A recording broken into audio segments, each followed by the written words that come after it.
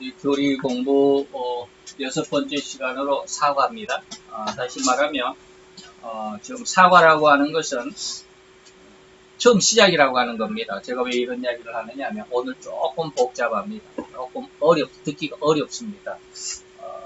교리 공부이기 때문에 어렵기도 하지만 왜 이렇게 어려울까라고 가만히 생각해 보니까 오늘이 사과예요. 사과 6강인데 3과 사과를 제가 둘로 이렇게 쪼갰습니다. 그래서 원래는 한 과를 1시간에 해야 되는데 좀 많아서 이렇게 둘로 나누다 보니까 사과인데 6강입니다. 그래서 오늘 성서인데 성서의 완전성인데 이건 제목을 안 바꿨네요. 성서의 완전성. 성경이 완전하다라고 하는 그런 내용에 대해서 한번 생각해 보도록 하겠습니다. 자, 그런데 오늘 조금 여러분들이 듣기가 좀 어려울 수 있다라고 하는 부분, 교리적인 내용이고, 그렇기 때문에 또 처음 들어보는 그런 내용들일 수도 있고, 그래서 조금 어려울 수 있습니다. 그렇지만, 처음 시작하는 부분이기 때문에, 여러분들이 좀 이해를 하시고 이 시간에 귀를 좀 기울여 주시면 좋겠습니다. 자, 오늘 우리 성경 디모데후서 3장 13절로 17절 지난 시간하고 똑같죠? 지난 시간의 절반이니까 자, 우리 다 같이 성경을 봉독하도록 합니다. 악한 사람들과 속이는 자들은 더욱 악하여져서 속이기도 하고 속기도 하나니 그러나 너는 배우고 확실한 일에 거하라. 내가 네게서 배운 것을 알며 또 내가 어려서부터 성경을 알았나니 성경은 능히 너로 하여금 그리스도 예수 안에 있는 믿음으로 말미암아 구원에 이르는 지혜가 있게 하느니라. 모든 성경은 하나님의 감동으로 된 것으로 교훈과 책망과 바르게 함과 의로 교육하기에 유익하니 이는 하나님의 사람으로 온전케 하며 모든 선한 일을 행하기에 온전케 하려 함이니라. 아멘.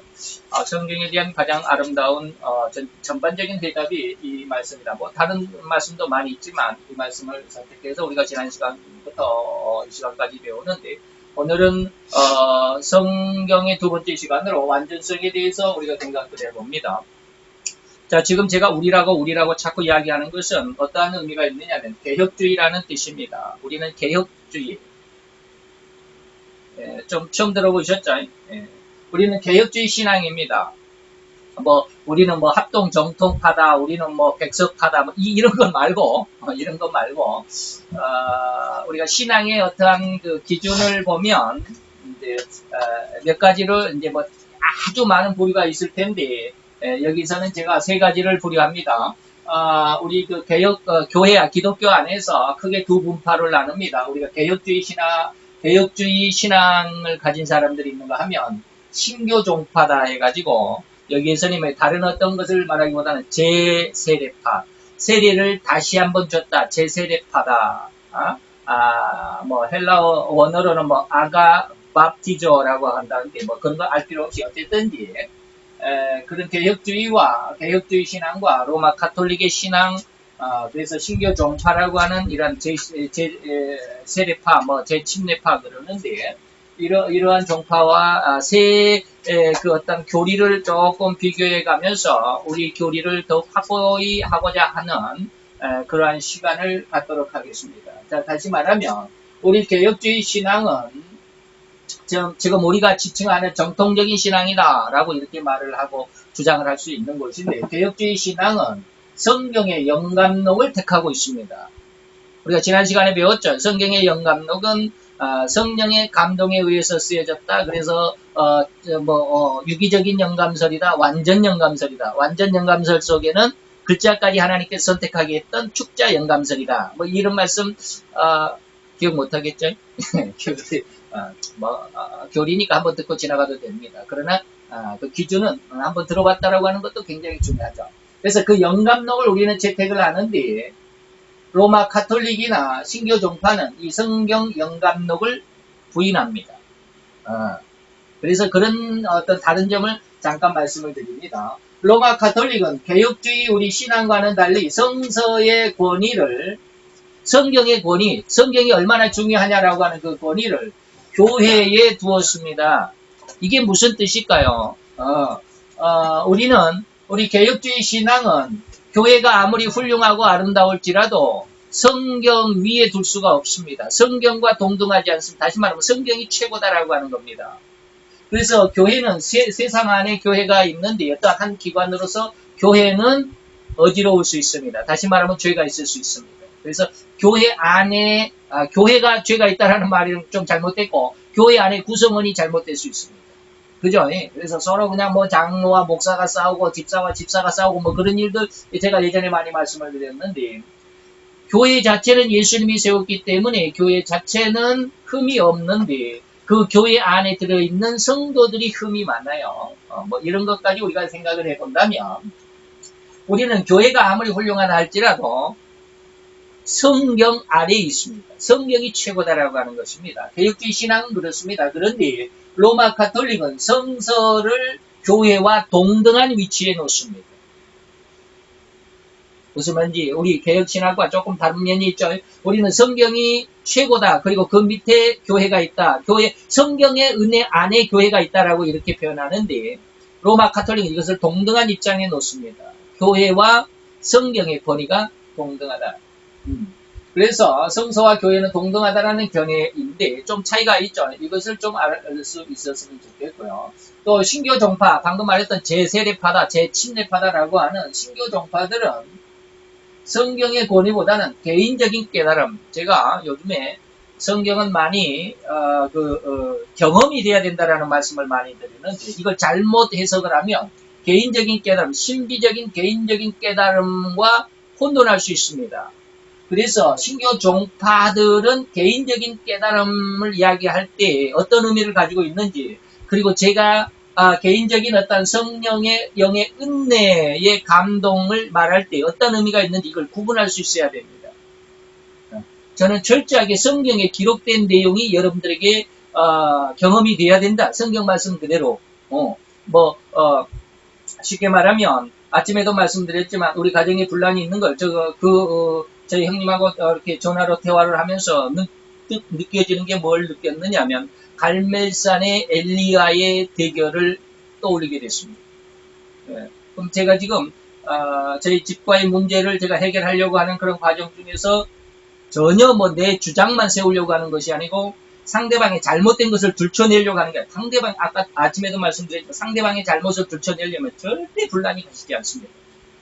끊임없이 꼬리에 꼬리를 물고 그 말에 꼬리를 물고 말에 꼬리를 물고 끝이 없습니다. 그래서 절대로 상대방의 잘못을 들춰내서는 안 됩니다. 그러면 뭐냐면 나의 옳은 것만을 드러내는 거예요. 나의 옳은 것. 상대방을 지적하지 마시고. 자, 그렇게 하다 보면 엘리야의 갈멜산상의 그 대결 속에서의 모습을 보면 그런 말씀이 성경에 기록이 되어 있다라고 하는 것은 그것을 가지고 제가 내 삶 속에서 이것이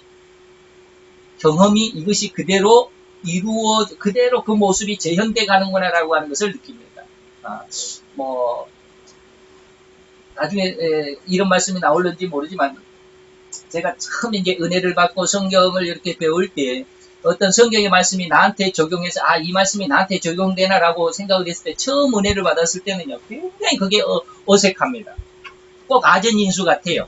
나에게 좋은 것만을 막 적용시키고 하나님의 말씀이 나에게 좋은 것만으로 이렇게 내가 해석하려고 하는 아전인수격이 아닌가라는 굉장히 그런 생각을 많이 합니다. 그러니까 성경이 나에게 적용되는 것을 굉장히 불안해하는 처음 은혜 단계가 그렇습니다. 그런데 이것이 자주 그런 은혜가 있고 자주 이것을 반복하다 보면 어떠한 모습 속에 있냐면 이게 당연시 여긴 그게 진짜로 여겨지고 하나님께서 그것이 진짜라고 하는 확신을 주십니다.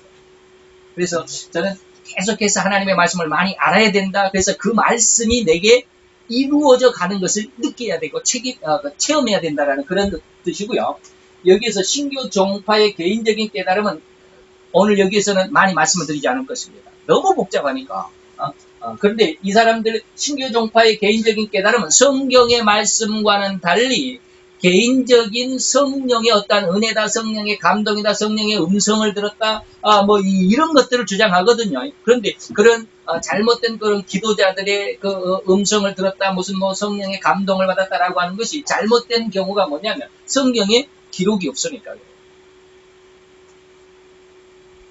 이것을 여러분들이 느껴볼 수 있어야 되는데 어쨌든지 지나갑시다. 그래서 신교 종파들은 개인적인 깨달음, 곧 영의 은혜를 성서의 권위보다 우선시합니다. 제세례파라고 하는데 여러분들이 제세례파가 우리 주위에 있는지 잘 모르겠어요. 저는 아직 눈여겨보지 않아서 잘 모르겠는데 이론상으로는 이런 사람들이 이 제세례파의 신교 종파들은 유아 세례를 부인합니다. 유아 세례를 우리는 개혁주의에서 유아 세례는 뭐예요? 2살 아래 태어나가지고 2살이 되기 전에 엄마 아빠의 신앙을 따라서 하나님 앞에 이제 세례를 받는 것을 유아 세례라고 그래요. 그런데 이 제세례파 신교 종파들은 유아 세례를 부인합니다. 왜? 어린이 2살도 안 된 어린애가 어떻게 자기 신앙을 고백하느냐 이거죠. 그죠? 그것은 신앙 고백이 아니고 그것은 또 세례가 될 수가 없다 해가지고 신교 종파에서는 자기 어떠한 그 의사를 충분히 내가 내 의사다라고 주장할 수 있을 만큼 성숙한 성년이 됐을 때, 그래서 14살, 15살 정도 그 이상이 되어야만이 세례가 가능하다라고 주장하는 한 부분이 그래요. 여러 가지가 있는데 자, 우선 넘어갑시다. 이 신교 종파에 대해서 공부를 하다 보면 너무 머리 아파요. 뭐 신학을 할 사람들이야 공부를 해야 되겠지만 넘어갑시다. 그래서 즉 이들은 하나님의 백성의 마음 속에 성령의 조명 그리고 성령의 말씀을 은혜를 받았죠. 그러면 그것을 성서에 하지만 기록된 성경 말씀보다 우선시합니다.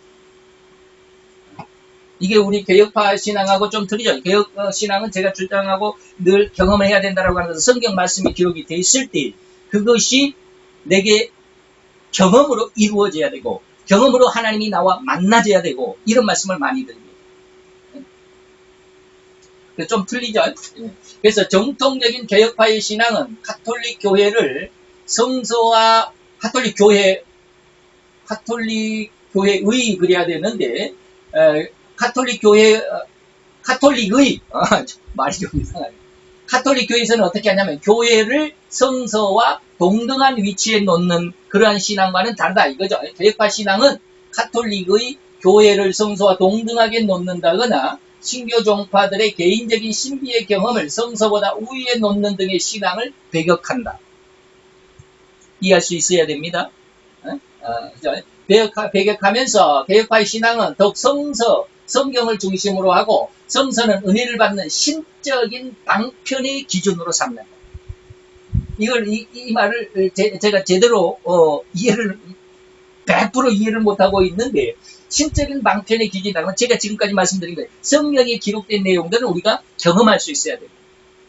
하나님께서 마지막 때 내가 세상 끝까지 나가기 전에 하나님의 성령의 세례를 받으리라. 그러면 네가 권능을 받고 땅 끝까지 이르러 내 증인이 된다라고 하면 그것이 그대로 이루어져야 된다는 거예요.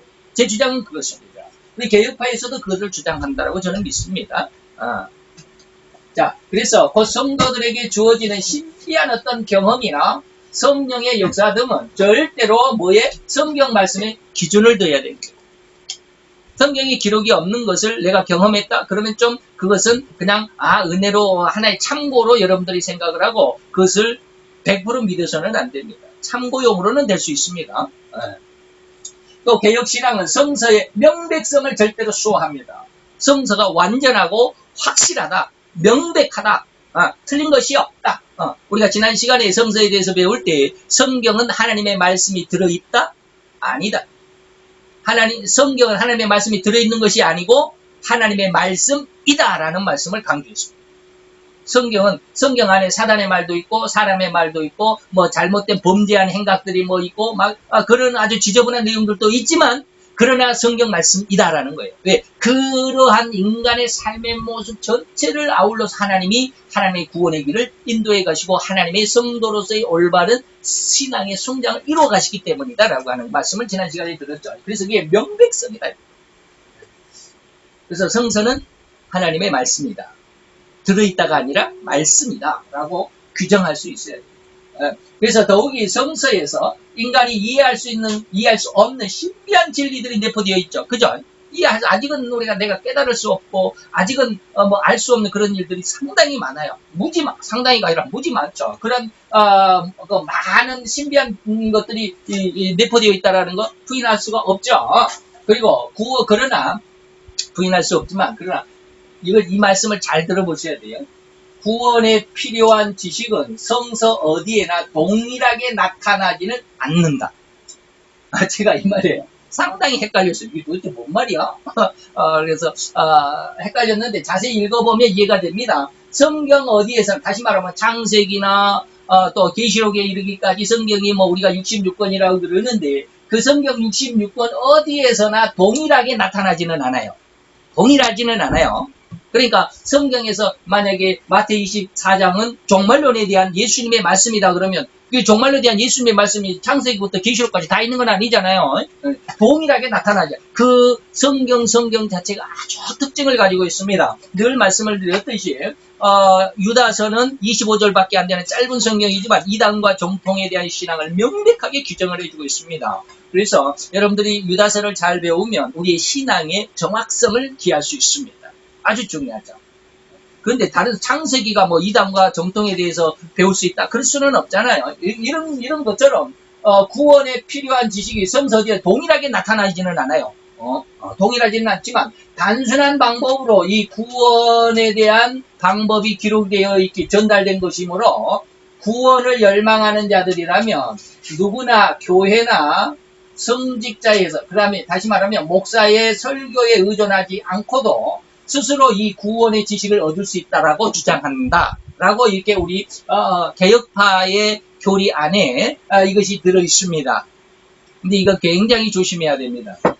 이 말씀만을 가지고 그냥 뭐 성경을 아무나 읽어도 된다며 라고 해서 그냥 읽는다고 해서 되는 게 아니다라는 말씀을 너무 많이 강조를 드립니다. 그러죠? 그래서 이에 대한 저 백학년 목사의 견해는 적어도 성경 한 500독 이상은 해야 구원에 대해서 좀 알까. 물론 한 100독만 해도 구원에 대해서는 알 수 있겠지만 좀 여러분들이 500독 이상은 해야 구원의 어떤 깊은 진리까지 알 수 있겠고요. 종말론까지 알려고 한다면 한 2500독 이상은 해야 되지 않을까라고 하는 거예요. 저희 스승님 한 3000독 해야 된다고 그러시는데 우리 이 신앙을 떠나서 뭡니까? 사서삼경 뭐 이런 거 있죠. 유교에서 사서삼경이니 뭐 이런 것들은 3000독을 해야 톡소리가 난다고 그러는 말이 있다고 그래요. 3000독을 해야 딱소리가 난다. 다시 말하면 세상에 물리가 터진다라는 거예요. 모든 것을 할 수 있다라는 거예요. 뭐 얼마를 해야? 3000독을 해야. 성경도 적어도 3000독을 해야 종말론까지 하나님의 뜻을 알아낼 수 있다. 성경을 한 번, 두 번 읽어가지고는 안 된다 이 말입니다. 한두 번 성경을 읽었다고 해서 구원을 할 수 있는 건 아니에요. 성경 한두 번 읽은 사람은 안 믿는 사람도 수두룩하게 많아요. 제가 사우디에 있을 때, 제가 이제 23살 때, 24살, 24살, 5살 때 사우디에 가 있었는데, 그때 이제 나이 많으신 분들 중에 아주 불도자 중장비 운전을 하셨던 분이 저를 참 예뻐했어요. 그분이 제가 성경을 읽고 있으면 꼭 와서 그래요. 야, 백기사, 나도 이스라엘 무협지를 많이 읽어봤는데 맨날 그래요. 이스라엘 무협지래, 성경을. 이스라엘 무협지라고 그러면서 나도 이스라엘 무협지를 읽어봤는데 너 그거 읽어보고 어쩌고저쩌고 막 그래요. 그렇다고 해서 성경을 그렇게 안 믿는 사람들도 읽어요. 인도의 최고의 지도자가 누구예요? 깐디라고 그러죠. 깐디도 성경 마태복음 5장, 6장, 7장은 그 깐디 자신이 자기 제자들을 가르치는 기본 진리의 한 축을 담당할 수 있도록 마태 5, 6, 7장을 철저하게 가르쳤던 사람이에요. 깐디가 인도의 깐디는 예수를 믿는 사람이 아니잖아요. 그럼에도 불구하고 그렇다 이 말이에요. 그렇게 안 믿는 사람도 성경을 많이 읽어요. 그러나 그 한두 번 읽었다고 해서 지난 시간에도 말씀을 드렸죠. 우리나라에 아주 유명한 철학자 도울 김용옥이라고 하는 선생 있잖아요. 선생이라고 불렀어요. 그분이 성경을 해석한다고 해서 해석이 되는 게 아니에요. 언어로 해석한다고 해서 성경에 하나님의 의도를 드러낼 수 있는 게 아니에요. 그런 말씀을 내가 많이 드렸습니다. 그래서 성경을 한 500독은 최소한 그렇게 시간이 없다 그러면 100독은 이상은 해야 되지 않을까라고 생각을 합니다. 그래서 고린도전서 2장 6절로 8절로 이렇게 보면 세상의 관원의 지혜, 다시 말하면 학문적인 지혜와 지식을 가진 사람들입니다. 이 지혜가 모른다라는 그런 말씀이 있는데, 그러나 우리가 온전한 자들 중에서 지혜를 말하노니 이는 이 세상의 지혜가 아니요 또 이 세상에 없어질 관원의 지혜도 아니다. 내가 지금 사도 바울이 지혜를 말한다라고 하는 것은 이것은 세상의 학문적인 지혜가 아니다 이 말입니다. 이것은 오직 비밀한 가운데 있는 하나님의 지혜를 말하는 것이니 곧 감추었던 것인데 하나님의 우리의 영광을 위하사 만세 전에 미리 정하신 것이라. 이 지혜는 이 세대의 관원이 하나도 알지 못했던, 세상의 학문으로는 뭐 하버드 대학을 나오고 우리나라에서는 최고의 뭐 서울대를 수석으로 졸업해도 성경을 몰라요. 알 수가 없어요. 이거 세대의 관원이 지혜라고 그래요. 이 세대의 관원이 하나도 알지 못하였나니 만일 저들이 알았더라면 영광의 주님인 예수를 십자가에 못 박지 아니하였을 것이다. 모르니까 예수를 십자가에 못 박았다. 왜? 배웠다라고 하는 사람이 그래도 그 사회에 시대에 인텔리급이라고 지도자급이라고 했던 사람들이 왜 예수를 십자가에 죽였느냐? 모르니까. 세상의 학문을 가지고는 예수를 알 수 없다. 그러니까 성경을 한두 번 읽어가지고는 구원에 대해서 알 수 없다. 그래서 이 말씀을, 구원의 지식을 지금 교회나 설교자의 목사의 해석을 설교에 의존하지 않고 스스로 이 구원의 지식을 얻을 수 있다는 것은 분명합니다. 제가 늘 이야기했듯이 로마서 1장이 그것이라고 그랬습니다. 세상 우주 만물에 하나님의 무엇이 들어있다? 신성이 들어있다. 그래서 세상 우주 만물을 통해서 하나님을 알 수 있고 깨달을 수 있고 찾아갈 수 있는 길이 열려있다라고 하는 말씀도 드렸습니다. 이 말씀이죠. 그러나 한두 번 읽어갖고는 안 된다 이 말이에요. 그러니까 쉽게 할 수도 있지만 쉽게 생각하지 않고 좀 우리가 성경에 대해서 깊은 관심과 많이 읽어보자 이 말입니다. 개혁파들은 성서의 충족성을 믿고, 충족성이라는 것은 뭐예요? 성경의 구원에 대한 완전한 하나님의 방법이 완전히 들어있다. 충족했다 이 말이에요. 부족한 게 없다 이 말입니다. 충족성을 믿고 옹호하기에 결코 가톨릭의 유전이나 제세례파의 내적 조명을 부인한다. 자, 여기서 제세례파의 내적 조명은 너무 힘들어. 아까도 말씀드렸지만 너무 복잡하고 많아서 그냥 넘어가겠습니다. 정말 이거 뭔가 보여주세요 그러면 다음 시간에 제가 이렇게 PPT를 만들어서 보여드리겠지만 볼 필요도 없어요. 아까도 말씀을 드렸지만 신학을 하려면 이걸 좀 한 번쯤 서너 번쯤 읽어볼 수 있지만 신학을 안 하는 사람들은 이거 그냥 넘어갑시다. 그러나 로마 가톨릭의 유전이라는 게 뭘까요? 저도 유전이라는 게 뭔지 참 궁금했어요. 로마 가톨릭이 유전이 성서의 권위에 동등합니다. 그래서 이 유전에 대해서 잠시 몇 가지니까 알아보도록 하겠습니다.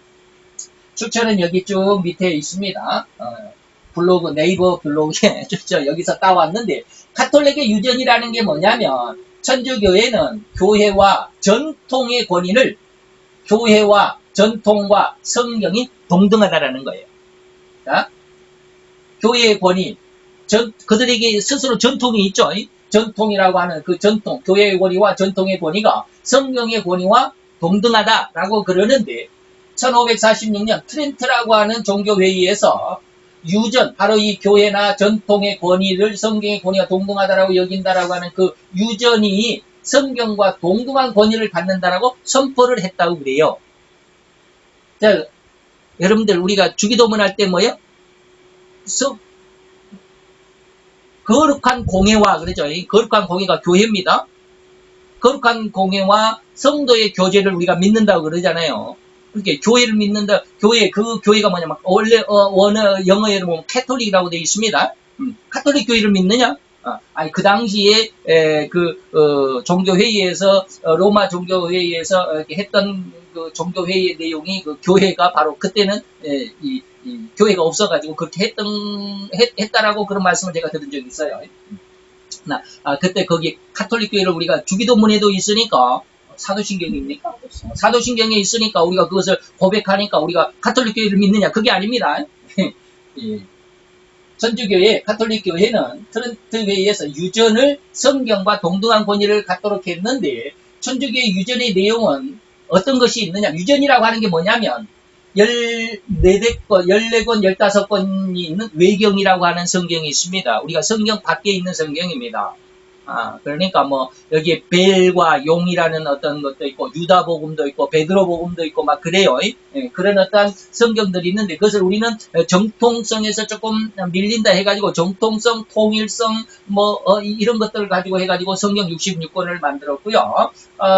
그 외에, 방금 말씀드렸던 유다복음이 있고, 베드로복음이 있고, 벨과 용이 있고, 뭐가 있고, 그러는데, 그것이 14권에서 15권이 있습니다. 이런 것들까지 성경으로 집어넣는다, 이 말입니다. 유전 속에는. 그 다음에 가톨릭의 유전에는 헬라 시대의 교부들, 헬라 시대에 쉽게 말하면 목회자들의 저작물들, 그 다음에 라틴 시대의, 로마 시대의 저작물, 그 교부들의 그 목회자들의 저작물들, 이런 것까지 전부 다 성경과 동등한 권위를 줍니다. 그리고 교회 회의에서, 여기서 말한 1546년 트린트 회의, 이럴 때는 이게 종교 회의거든요. 이런 회의들의 선언, 유전을 성경과 동등하게 권위를 갖습니다라고 하는 이런 선언들, 이런 것들, 그 다음에 교황들의 직서들, 이런 것까지 전부 다 성경과 동등한 권위를 갖는다 해서 유전이라고 하는 것은 이런 내용들입니다. 14권 되는 외경, 그 다음에 헬라 교부들의 저작, 라틴 교부들의 저작, 그 다음에 교회 회의의 선언, 그 다음에 교황의 직서, 이것을 유전이라고 하더라 이 말입니다.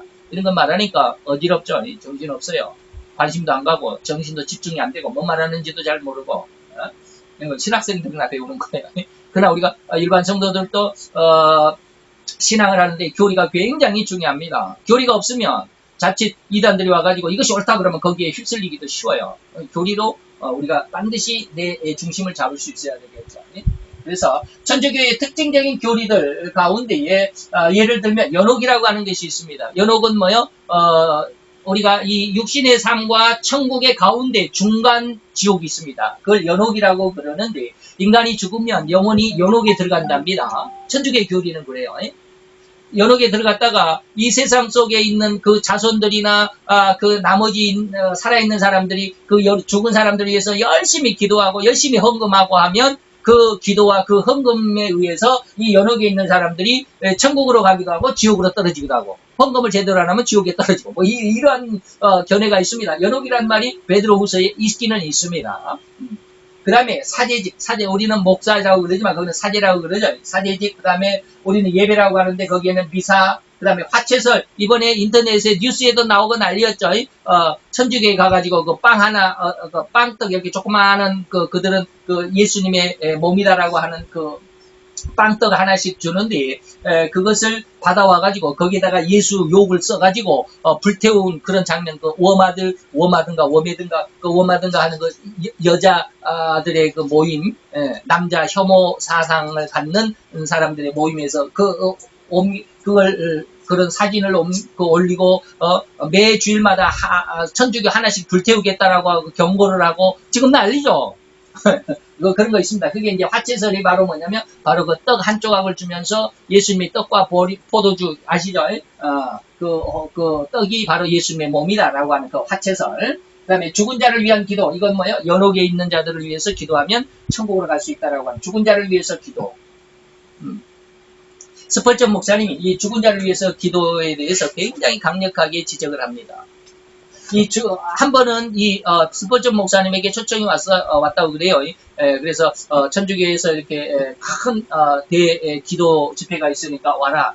그래서 초청해서 한번 가봤더니 누구를 위해서 기도하냐면 그 교회의 사제였던 사람이 죽었는데 그 사제가 연옥에 가 있는 죽었으니까 연옥에 가 있는데 그 사제의 영혼이 지옥에 가지 않고 천국에 갈 수 있도록 하는 성도들이 기도회예요.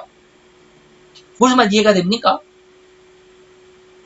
근데 그 기도에 대해서 스펄전 목사님이 굉장히 강하게 질책을 하는데 뭐냐면 아니 교회의 사제라 할지라도 죽으면 연옥에 간다면 일반 성도들은 어떨 거야? 당연히 다 지옥에 갈 거 아니야. 지옥에 그 연옥으로 갈 수밖에 없는 그러한 집회, 그러한 미사에 왜 참석을 하겠습니까? 잘못된 거 아니냐? 우리는 죽으면 바로 지옥과 천국, 예수를 믿는 사람은 바로 천국입니다. 지옥을 경험하지 않습니다. 무슨 말 이해가 됩니까? 그래서 죽은 자를 위한 기도에 대해서 스펄전 목사님은 200년 전에 강력하게 도전을 합니다. 그러기도 하죠. 죽어서 다 지옥에 간다면 그거 믿을 필요가 뭐가 있어요? 안 믿어도 지옥이고 믿어도 지옥에 간다면 믿을 필요가 없지 않겠느냐. 그래서 죽은 자를 위한 기도가 천주교 교리 안에 있습니다. 그 다음에 고해성사는 뭔 줄 아시죠? 내가 잘못을 했으면 교회에 가가지고 그 신부님하고 이렇게 커튼이 쳐져 있는 그 막 사이를 두고 내가 이러는 잘못을 했습니다. 이러는 죄를 지었습니다. 그럼 신부님이 그걸 듣고 당신은 죄가 어느 정도 가벼우니까 뭐 한 10만 원 헌금을 사제 헌금을 하시고 또 사회봉사 몇 시간 하십시오. 그러면 이제 용서가 되는 거예요. 그럼 당신은 죄를 가만히 들어보니까 이거 상당히 좀 심각하네요. 그러니까 헌금은 한 50만 원 해야 되겠습니다. 그리고 교회 봉사를 한 50시간 해야 되겠습니다. 뭐 이렇게 해주는 게 있어요. 이게 고해성사예요. 신부들이 죄를 용서해 주는 거죠. 우리 개혁파에서는 그걸 전혀 용납할 수가 없습니다. 목사를 할지라도, 아무리 훌륭한 목사를 할지라도 성도의 죄를 용서할 수가 없어요. 오직 예수님만, 오직 하나님만 죄를 용서합니다. 그 다음에 마리아 숭배 아시죠? 천주교회마다 마리아 상을 놓고 그 앞에 기도하고 하는 숭배. 그 다음에 성상은 뭐요? 마리아 동상만 아니라 천주교에 가면 그 사도들의 동상이 많이 있습니다. 이런 걸 성상이라고 그래요. 거룩한 동상, 성상을 사용한다거나 성수. 성수는 아시죠? 물 뿌려, 천주교 예배 시간에는 물을 뿌린다고 그래요. 그런 거. 그 다음에 묵주알 아시죠? 천주교에 다니는 사람들은 묵주를 가지고 다니면서 계속, 기도, 하나를 옮기고 막 기도하고, 하나를 옮기고 막 기도하고 막 그러죠. 그런 거. 그 다음에 독신제도. 신부들을 혼자 독신으로 살죠. 독신제도. 교황제도. 이런 것들이 바로 유전들이 근거해서 이러한 교리들이 탄생을 했다. 그래서 우리는, 개혁파에서는 이러한 천주교의 이러한 유전들을 성경의 권위와 동등하게 놓는 것을 거부한다라고 하는 것이죠. 그래서 이제 오늘, 이제 말씀은 다 드렸고요. 이런 것을 기준으로 해서 한 7가지를 여러분들에게 질문을 하고 마치도록 하겠습니다. 자, 첫 번째는 성경만, 성서만으로 인간이 구원받는 길을 알기에 불충분한가입니다. 우리는 뭐라고 그랬어요? 성경이 충족성을 갖는다라고 그랬죠. 불충분하지 않다. 성경만 가지고 충분히 구원이 가능하다. 그래서 시편 19편 7절 8절에 보면 여호와의 율법은 뭐 했다? 완전했다. 성경에 기록된 내용들이 완전했다라고 하는 거예요. 그래서 영혼을 소성케 하고 여호와의 증거를 확실해서 우둔한 자로 지혜롭게 하고 여호와의 교훈은 정직해서 마음을 기쁘게 하고 여호와의 계명을 순결해서 눈을 밝게 한다. 완전하다라고 하는 것을 이해를 할 수 있어요. 그래서 여호와의 율법과 증거와 교훈과 계명은 절대 완벽합니다. 성경만으로 인간의 구원이 충분합니다. 성경 외에 다른 어떤 은혜, 하나님의 다른 계시를 받으려고 하죠. 다른 계시를 받는다고 욕심을 낸 사람들이 그런 사람들이 몰몬교고 그런 사람들이 코란이고 그래요. 코란에 13계명, 13개의 거짓말을 올려있던데 거기에 보니까 그건 정말 과간이 아니더라고요. 근데 그런 거는 놔두고 두 번째로 죄로 부패한 인간을 과연 성경은 완전히 할 수 있을까? 죄로 부패해서 지옥의 멸망에 떨어질 수밖에 없는 인간이라면 성경 하나만 가지고 그 완전한 멸망에서부터 구원받을 수 있나 이 말이에요. 어떨까요? 시편 119편 97절에서 105절까지 아주 긴 성경인데 내가 주의 법을 어찌 그리 사랑하는지요. 내가 그것을 종일 묵상하나이다. 주의 계명이 항상 나와 함께하므로 그것이 나로 원수보다 지혜롭게 하나이다. 내가 주의 증거를 묵상함으로 나의 명철함이 나의 모든 스승보다 승하게 되었고 주의 법도를 지킴으로 나의 명철함이 노인보다 승하니다. 내가 주의 말씀을 지키려고 발을 금하여 모든 악한 길로 가지 않았고 주께서 나를 가르치셨으므로 내가 주의 규례에서 떠나지 아니했고 주의 말씀의 맛이 내게 어찌 그리 단지요. 내 입에 꿀보다 더하고 주의 법도로 인하여 내가 명철게 되었으므로 모든 거짓 행위를 미워하나이다. 주의 말씀은 내 발의 등이고 내 길의 빛입니다. 성서는 인간을 완전하게 할 수 있어요. 모든 면에서. 그죠? 그래서 주의 법과 계명과 증거와 법도와 말씀이 실로 나로 원수보다 지혜롭게 모든 스승보다 승하게 노인보다 승하고 악한 길에서 나를 지키시고 주의 규례를 지키게 하셨고 모든 거짓 행위를 미워할 수 있는 완전한 청결하고 정직한 인간이 되게 하는데 부족함이 없는 그런 책이다 라고 말씀드릴 수 있겠다라는 거죠. 예? 세 번째, 성서의 말씀의 효력은 언제까지? 성경의 말씀은 지난 시간에도 말씀을 드렸지만 일부 성경학자들은 성경의 어떤 효력이, 다시 말하면 성령 세례의 효력이 초대교회에 오순절날 성령 세례가 있은 이후로는 다시는 성령 세례가 없다라고 이렇게 그 어떤 기한을 딱 규정을 해버리죠. 그러나 저는 지난 시간에 말씀을 드렸습니다. 언제까지? 끝까지 말이에요. 시편 119편 160절에 보면 주의 말씀의 강령은 진리오니 주의 의료 모든 규례가 뭐한다? 영원하리다. 지금도 성령 세례가 주어질 수 있다. 많은 사람이 성령 세례를 부인하고 지금도 있다라는 것을 부인하고 구하지 않기 때문에 얻지 못하는 것이지. 믿고 그대로 구하면 그대로 성령 세례가 주어질 수 있다. 이사야 40장 8절에 보면 풀은 마르고 꽃은 시드나 우리 하나님의 말씀은 뭐한다? 영영이 있다.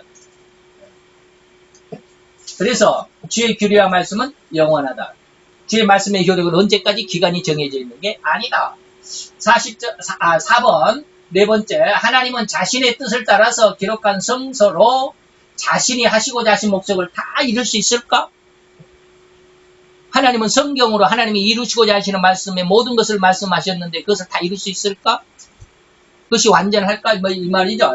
이사야서 55장 10절로 11절에 보면 비와 눈이 하늘에서 내려서는 다시 거리로 돌아가지 않고 토지를 적셔서 싹이 나게 하며 열매가 맺게 하여 파종하는 자에게 종자를 주고 먹는 자에게 양식을 준과 같이 내 입에서 나가는 말도 헛되이 내게로 돌아오지 아니하고 나의 뜻을 이루며 나의 명하여 보낸 일에 형통하리라. 성경의 말씀이 그대로 이루어질 것이다. 예수님은 1.1핵이라도 땅에 떨어지지 않고 다 이루게 될 것이다 라고 말씀하셨습니다. 다 이룰 수 있을까? 이루어집니다. 빠진 것이 없다. 빠진 것이 없다. 그래서 하나님의 입으로 나오는 모든 말씀은 결코 헛되지 않고 목적을 이루지 못함이 없고 명하신 말씀대로 다 이루어 형통케 하실 것임을 믿고 성경을 많이 읽으시기 바랍니다. 5번째, 우리 인간에 의해서 성서가 좀 더 보충되어야 할 필요가 있을까? 아까 이제 말씀이죠. 성경이 완전성이라고, 좀 성경이 부족해. 그러니까 하나님 내게 또 새로운 계시를 주세요. 이럴 필요가 있느냐? 그것이죠. 자, 예레미야 23장 28절 31절까지는 나 여호와가 말하노라 몽사는 뭐요? 꿈에서 얻은 하나님의 은혜죠. 꿈이죠. 꿈을 얻은 선지자는 몽사를 말할 것이고 내 말을 받은 자는 성실함으로 내 말을 말할 것이라. 겨와 밀을 어찌 비교하겠느냐? 나 여호와가 말하노라. 내 말이 불 같지 아니하냐? 반석을 쳐서 부러뜨리는 방망이 같지 아니하냐? 나 여호와가 말하노라. 그러므로 보라, 서로 내 말을 도적질하는 선지자들을 내가 치리라. 도적질하는 자들이 누구예요? 목사들 중에 이 말이에요. 설교자들 중에 내 말을, 하나님의 말씀을 도적질했다. 이것은 뭐요? 아까 하나님은 뭐라고 그랬어요? 성실함으로 내 말을 전해야 되는데 자기 욕망을 하나님의 말씀에 덧붙였다 이 말입니다. 그런 선지자들 하나님은 결코 용서하지 않겠다. 나 여호와가 말하노라. 보라, 그들이 혀를 놀려서 하나님이 말씀하셨다라고 거짓말을 한다 이 말이에요. 이러한 선지자들을 내가 용서하지 않겠다. 그죠? 계시록에서도 역시 마찬가지요. 계시록 22장 18, 19절에 보니까 내가 이 책의 연의 말씀을 듣는 각인에게 분명하게 증거하노니 만일 누구든지 이것들 외에 더하면 성경 말씀을 더 첨부하려고 하면 이 책에 기록된 재앙들을 그에게 더하실 것이다. 만약에 누구든지 이 책의 연의 말씀에 제하여 버리면 하나님이 이 책에 기록된 생명나무와 거룩관성의 참념을 제하여 버리시리라. 구원에 탈락된다 이 말이에요. 이 성경 말씀을 더하거나 빼갈 수도 없이 그 자체로 완전하다. 그래서 하나님의 명하시지 않는 말을 하나님의 말씀이라 하는 자들을 말씀 도적이라고 하여 결코 용납되지 않을 것임을 선포하셨죠. 그 혀를 놀려 하나님이 말씀하셨다라고 자기의 어떠한 주장을 말하는 것을 거짓말이라고 그러죠. 거짓말을 하는 선지자들을 치시리라고 선언하시면 결코 인간의 보충은 필요치도 허용되지도 않는다라고 하는 것입니다. 그래서 오늘 성경은 완전하다. 다른 어떤 것보다 완전해서 보충하거나 뺄 것도 없다. 그래서 성경 자체를 여러분들이 믿고 그 안에서 많이 있고 은혜를 많이 얻을 수 있는 성도가 되시기를 바랍니다. 기도합시다. 할렐루야. 주님 여호와여, 주께 감사를 드리나이다. 주의 영광 앞에 있는 이 시간 우리가 성경이 완전하고 명백하고 충족되어 있다라고 하는 사실을 다시 한번 각성하며 그 안에서 우리의 믿음의 기준을 삼고 기틀을 삼고 뿌리를 내려 주의 영광 앞에 온전한 하나님의 아들로 딸로 성장하기에 부족함이 없는 온전한 은혜가 되게 도와 주시옵소서. 예수 그리스도의 이름으로 감사와 기도드려 싸움나이다.